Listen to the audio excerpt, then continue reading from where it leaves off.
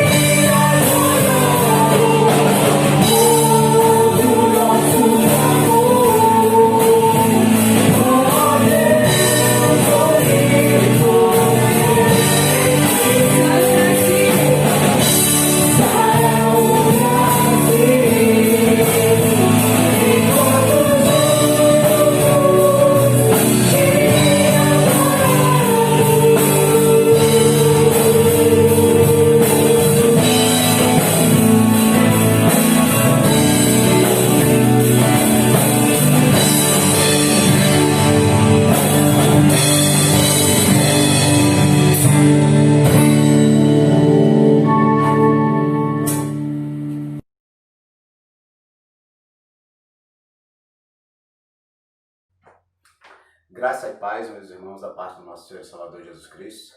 É com alegria que estamos aqui novamente para meditarmos num trecho da Palavra de Deus. E esse trecho da Palavra de Deus se encontra no livro de Atos, capítulo 1, dos versículos 1 ao 3. Diz assim a palavra do nosso Deus: Escrevi o primeiro livro, ó Teófilo, relatando todas as coisas que Jesus começou a fazer e a ensinar, até o dia em que, depois de haver dado mandamentos por intermédio do Espírito Santo aos apóstolos que escolhera, foi elevado às alturas. A estes também, depois de ter padecido, se apresentou vivo, com muitas provas incontestáveis, aparecendo-lhe durante 40 dias e falando das coisas concernentes ao reino de Deus. Amado Deus, eu quero te agradecer na noite desse dia, Deus, pela oportunidade de estarmos lendo a Tua Palavra. E agora, nesse momento, Pai, quando estaremos meditando, clamo a Ti, ó Deus, para que o Teu Espírito Santo possa iluminar o nosso entendimento, ó Deus. Abrir, ó Deus, os nossos corações para que a Tua Palavra possa, ó Deus, nos alcançar, causar, ó Deus, a transformação necessária de que precisamos, ó Deus. E que, em nome de Cristo, eu diminua e que Tu cresças. Para a honra e glória do Teu nome é que eu te agradeço, em nome de Jesus. Amém. Amados irmãos, esse trecho que nós selecionamos é interessante porque o escritor, Lucas, ele anuncia que está escrevendo a alguém um relato. E se nós olharmos atentamente, ele fala de um primeiro livro a que foi escrito a Teófilo. E esse primeiro livro, aqui o escritor, no caso Lucas, relata, é o Evangelho de Lucas. Teófilo, certamente estava financiando essa pesquisa de Lucas, essa pesquisa que Lucas fez para compilar o Evangelho de Lucas e, em continuidade, também escrever o livro de Atos. Se nós analisarmos direitinho, nós vamos entender que Atos é uma continuidade do Evangelho de Lucas. Ele fala segundo tratado. Aliás, ele fala primeiro tratado, se referindo a Lucas, e ele está escrevendo esse segundo. Podemos observar alguns detalhes. Se você for lá em Lucas capítulo 1, Lucas vai estar dizendo que, igualmente a mim me pareceu bem, depois de apurada a investigação de tudo, desde sua origem, dar-te por escrito, excelentíssimo Teófilo, uma exposição em ordem, para que tenhas plena certeza das verdades em que foste instruído. Então Lucas escreveu o Evangelho para que Teófilo tivesse a sua fé fundamentada naquilo que ele relata lá, que é o que Cristo fez e ensinou. E agora ele parte para essa segunda parte, com algumas características diferentes. Se ele encerra o livro de Lucas no capítulo 24, versos 50 a 52, tratando da ascensão, diz o texto, sendo elevado para o céu, Cristo sendo elevado para o céu, então eles, adorando-o, voltaram para Jerusalém tomados de grande júbilo. E estavam sempre no templo louvando a Deus. Ou seja, ele encerra o primeiro tratado, relatando que Cristo ascendeu aos céus. E aqui ele inicia o livro de Atos. É interessante que essa obra foi escrita aproximadamente entre anos 60 depois de Cristo, 63, por aí assim. O livro de Atos dos Apóstolos, se nós considerarmos a sua composição, nós vamos entender que ele funciona como quase como uma espinha dorsal do Novo Testamento. Ele fica entre os evangelhos, relatos do que Cristo fez e ensinou, e as epístolas, que é a sequência daquilo que a igreja, que os apóstolos fizeram após a ascensão de Cristo. E é interessante que Atos, ele narra, segundo Atos capítulo 4, versículo 13, homens pobres, desprezados, indoutos, homens que não tinham grandes conhecimentos e que realizaram obras tremendas em nome de Jesus Cristo. Ainda, se nós considerarmos as palavras de Cristo, que obras maiores do que essa ainda farão, nós vamos ver que isto está acontecendo no livro de Atos.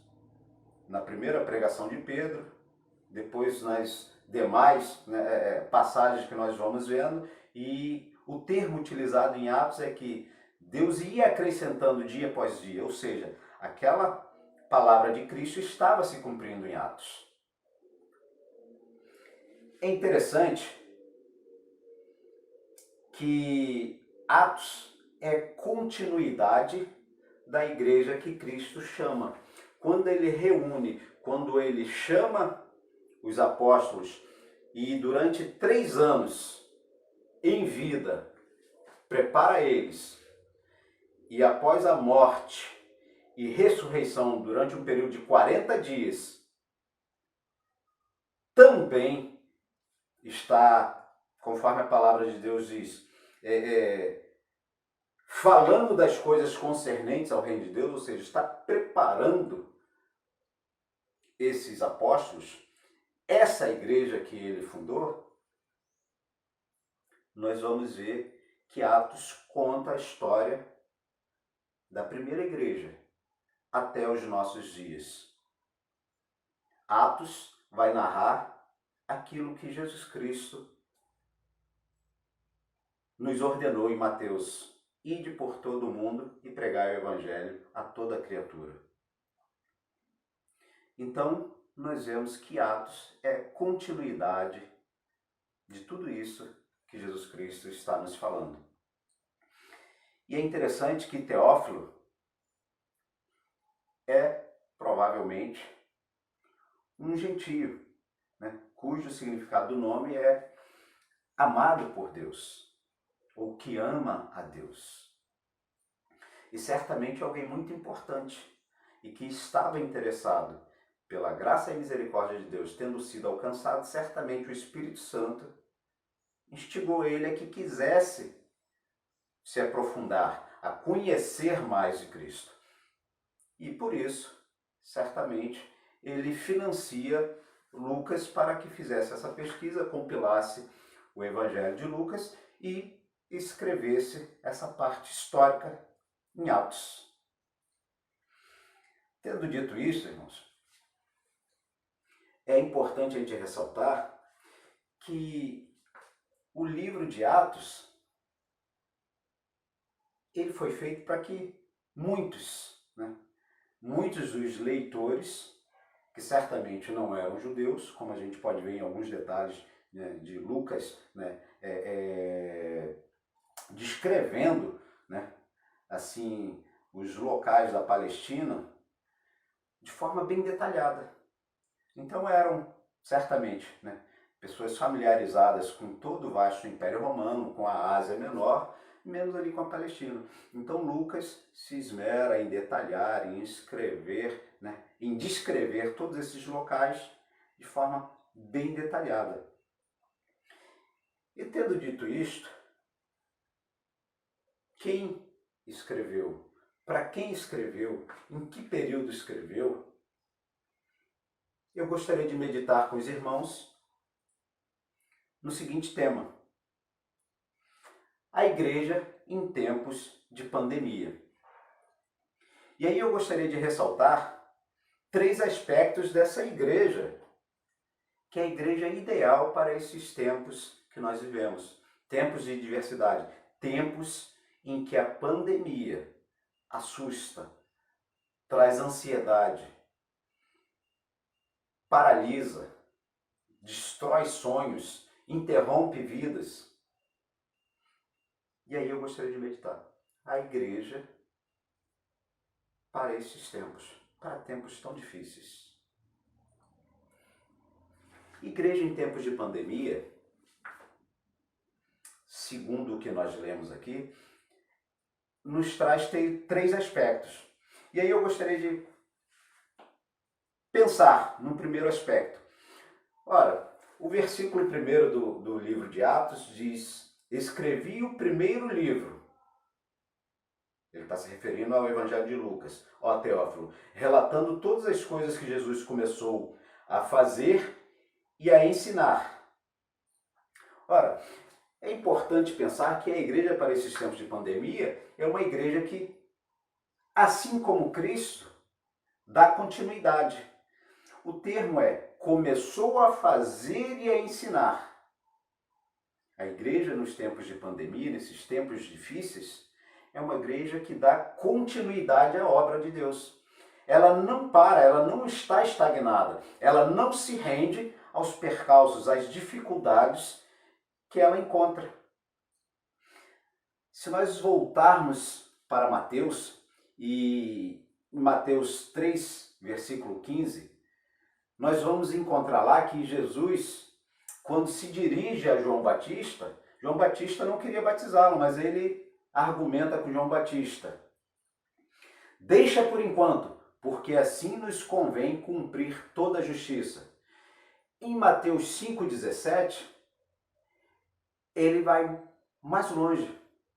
Ele diz: não penseis que vim revogar a lei ou os profetas. Não vim para revogar, vim para cumprir. Ou seja, para dar continuidade. Para dar continuidade àquilo que Deus havia iniciado lá no Jardim do Éden após a queda do homem.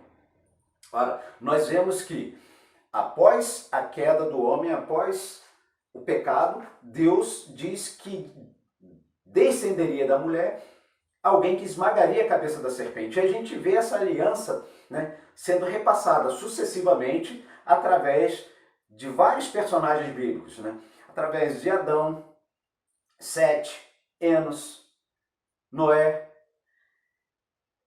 Abraão, Isaac, Jacó, Moisés, como aquele que representa o povo de Israel, Davi, até que chega a Cristo. Então a implantação do reino de Deus se dá desta forma, através de todos esses personagens bíblicos, até chegar a Cristo, quando efetivamente o reino se faz presente através de Jesus Cristo. Ele inicia o estágio final de implantação do reino de Deus. Se nós formos a Mateus 5, versículos 1 e 2, nós vamos ver que Mateus, ele diz que Cristo via as multidões. No versículo 2, ele passou a ensiná-los. Ora, nós temos que entender que Cristo via com olhos cheios de amor. Ele olhava para aquelas pessoas, para almas perdidas, né? Para pessoas desprezadas, para pessoas que não tinham qualquer possibilidade. E aí Cristo passava a ensiná-las. Isto com carinho, isto com amor, isto pensando no bem delas. E se você for em qualquer relato bíblico, em qualquer um, de Cristo ensinando ou fazendo algo, ele está fazendo por amor. Ora, um segundo aspecto da igreja para esses tempos de pandemia, ou nos tempos de pandemia, é que ela não perde a identidade. Ela sabe quem é, ela sabe de onde vem, ela sabe para onde está caminhando. Nada, nem a adversidade, nem os problemas, nada faz com que a Igreja de Cristo perca a identidade. Cristo fala, lá em João 15,16, ele diz que eu vos escolhi a vós e vos designei. Ou seja, é o próprio Cristo quem chama a sua igreja. Foi o próprio Cristo quem iniciou a igreja escolhendo os apóstolos, chamando um a um, foi o próprio Cristo. Isto por quê? João 10, 1, versículo 1 e 27, diz que aqueles que Cristo chama, ouvirá a sua voz e seguirá. Quando Cristo está falando a respeito das ovelhas que ouvem a sua voz e seguem, é porque ele chama, é porque ele comissiona, é porque ele conduz a sua igreja, mesmo em tempos difíceis. Foi assim durante todo o Novo Testamento até que chegasse aqui. Se você for lá no relato de Atos, todo o relato de Atos, ou seja, da continuidade da implantação do reino de Deus, foi assim. Foi com dificuldade, foi com perseguição, foi com problemas. E não é diferente nos nossos dias. Então, a igreja para os tempos de pandemia, ela jamais perderá a sua identidade. Ela sabe que faz parte do rebanho que Cristo mesmo chamou, comissionou e conduz. Um terceiro aspecto para que nós possamos encerrar a nossa breve reflexão é que a igreja para os tempos de hoje, para os tempos em que a pandemia nos afeta, nos abala, nos atinge, ela continua falando do reino.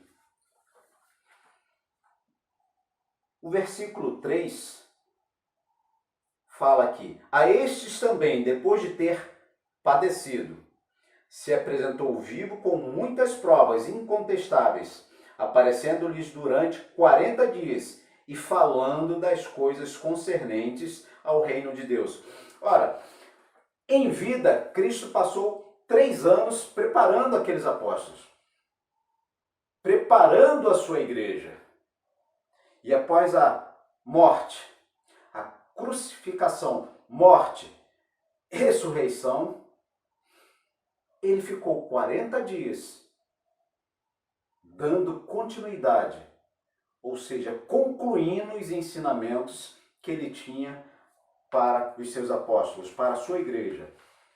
E o termo aqui é falando das coisas concernentes ao reino de Deus. Ora, se Cristo é o cumprimento da profecia do reino que se faria presente, de Gênesis até ali,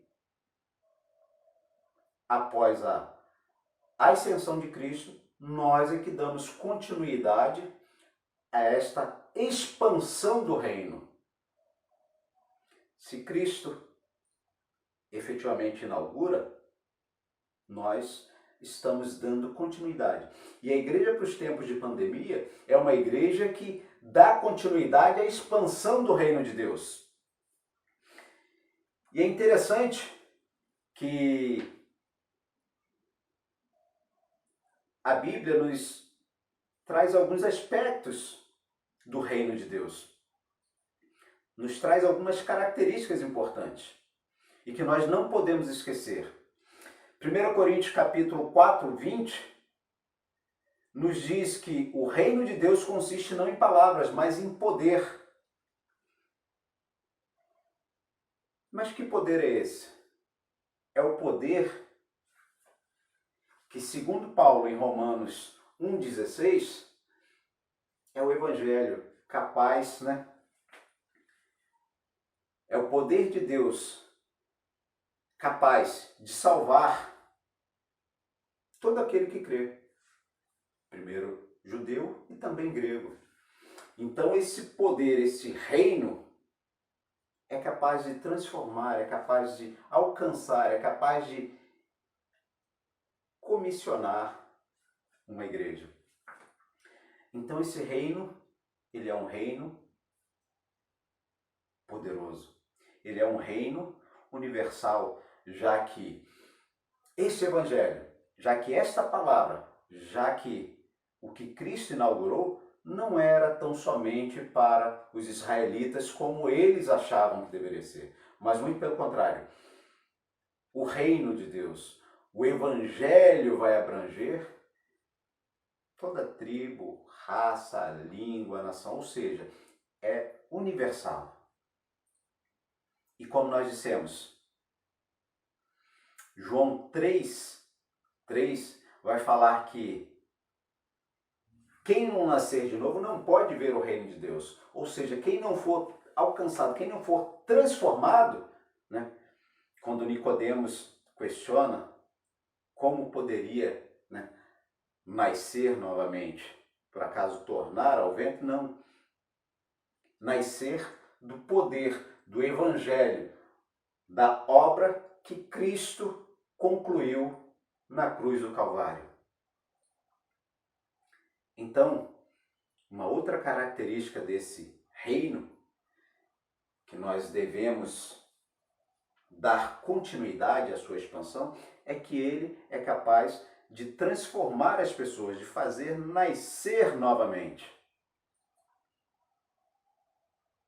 E é interessante que ele não é um reino aparente, também como os israelitas, como a nação de Israel achava que deveria ser. Não. Lucas nos fala lá em Lucas 17, 20 e 21, o seguinte: interrogado pelos fariseus sobre quando viria o reino de Deus, Jesus lhes respondeu: não vem o reino de Deus com visível aparência. Não é algo que nós possamos ver.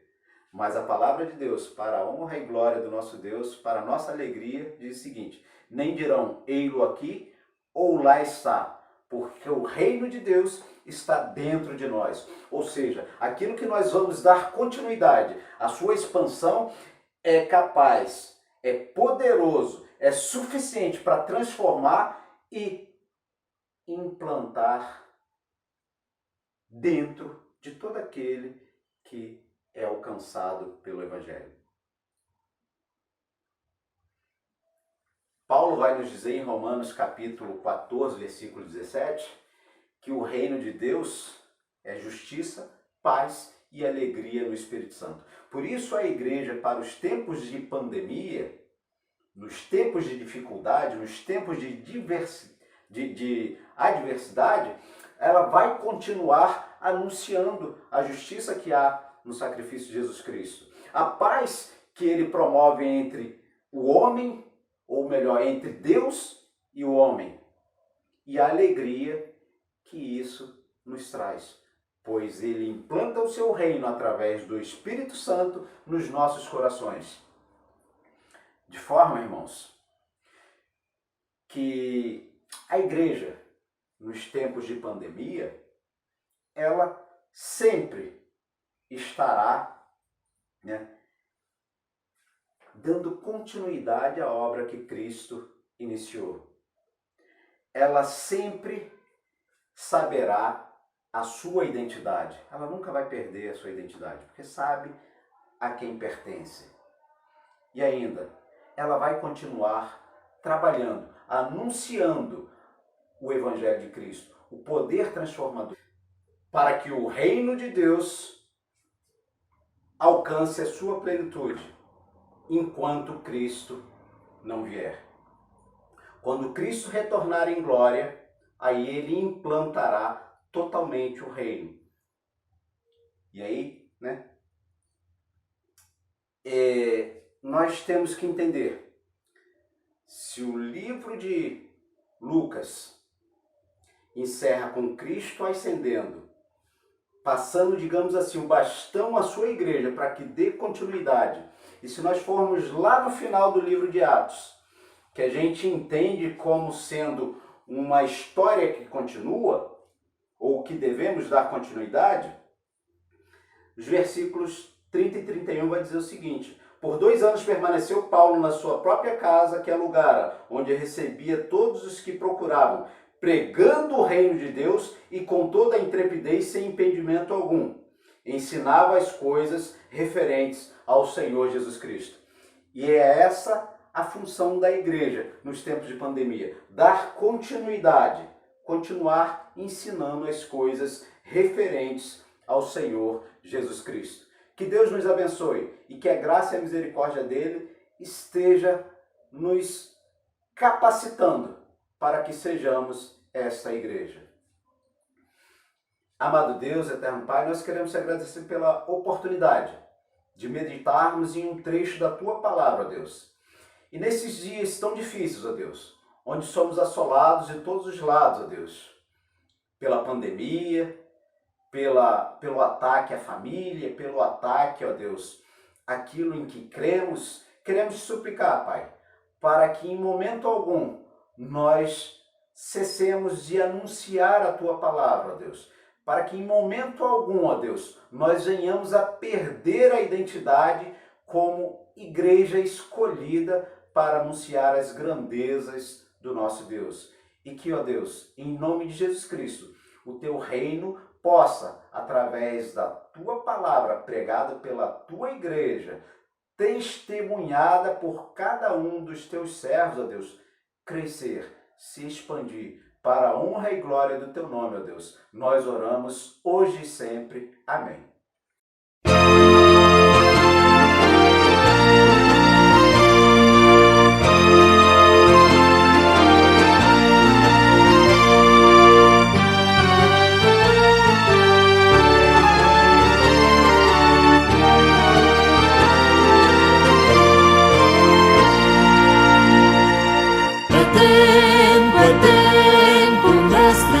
Chamando já, marchar, marchar, confiando em seu amor, partir, partir, a salvação a proclamar, cumprindo ordem santa do bom Salvador.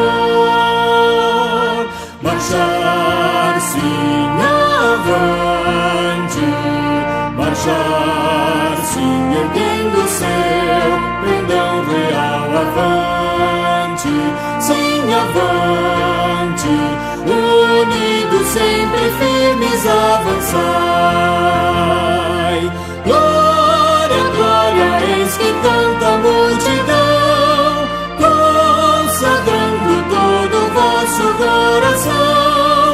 A Jesus obedecei, seu querer executai, entoai louvores altos, avançai.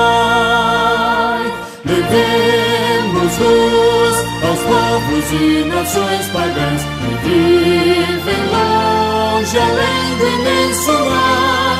Oh, vamos lá, levar-lhes novas de amor, sem esquecer também aqui de semear.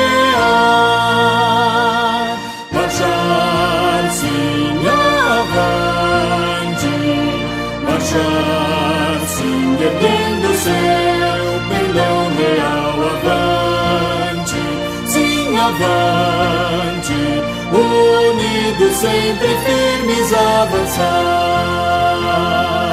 Glória, glória, eis que canta a multidão, consagrando todo o vosso coração. A Jesus obedecei, seu querer executai, entoai louvores altos, avançai. Desperta a igreja e vem no teu dever cumprir, a todos faze a Cristo conhecer. A tua mão estende com paciente amor, ajuda-os em Jesus a vida receber. Marchar, sim, avante, marchar, sim, erguendo seu pendão real avante, sim, avante, unidos sempre firmes avançai. Glória, glória, eis que canta a multidão, consagrando todo o vosso coração. A Jesus obedecei, seu querer executai, entoai louvores altos, avançai.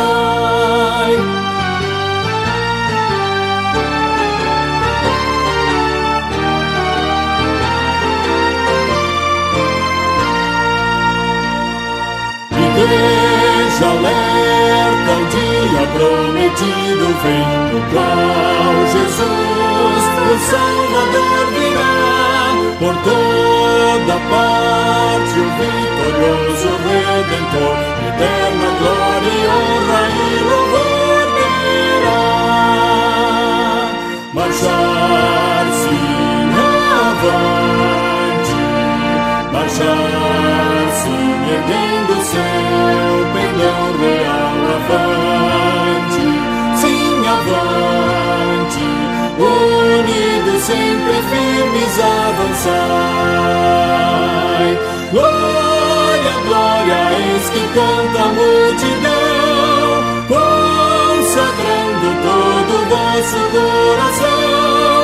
A Jesus obedecei, seu querer executai,